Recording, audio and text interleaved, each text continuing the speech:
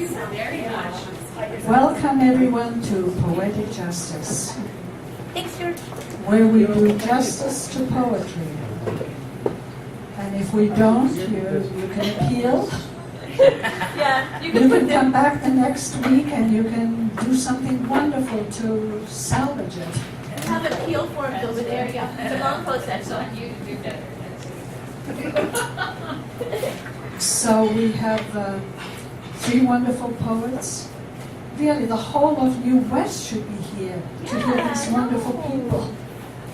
But of course, shopping comes first in December.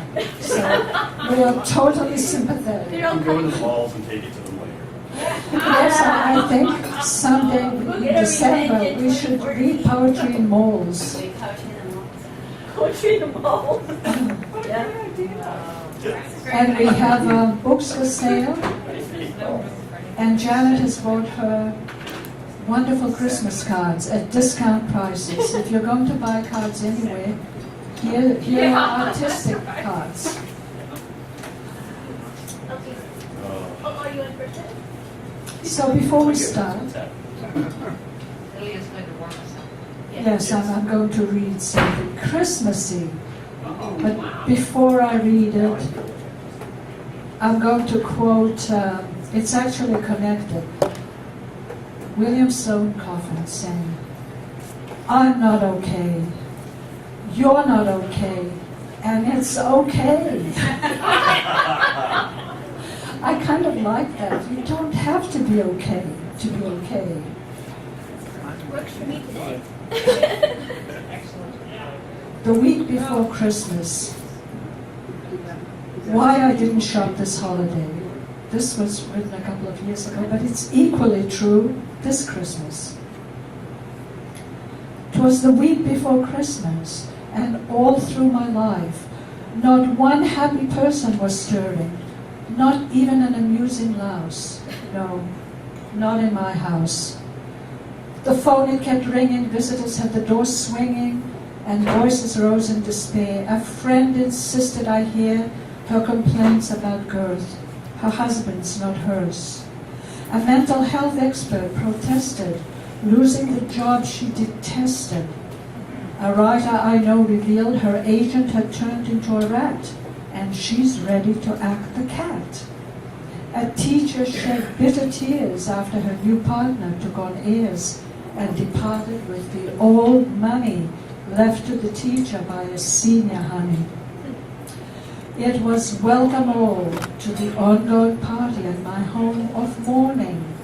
Throngs of complaints met no unfriendly constraints when Christmas cards, Christmas carols jingled and festive lights glingled.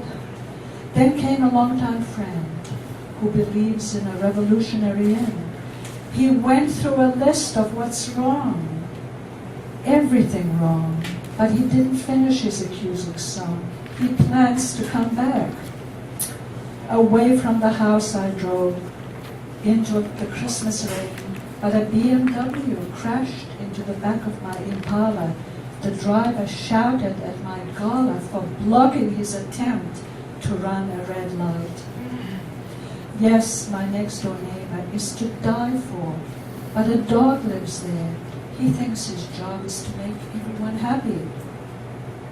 The most successful in spreading the dreadful are news reporters, lamenting fatal crashes and civil wars and the lives of celebrity bores. The only Christmas celebrations reported are terrorist bombs exploded. Still, somewhere in the world, there are happy people, in spite of everything.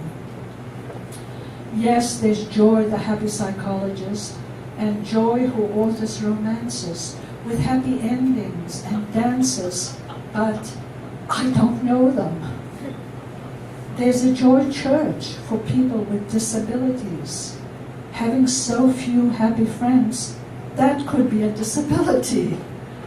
No harm in checking it out. On the other hand, I could just paint all these complaints in bright colors and hang them up as Christmas decorations. Colorful containers of noisy life, music boxes of friendship. Merry, merry, and happy, happy to everyone.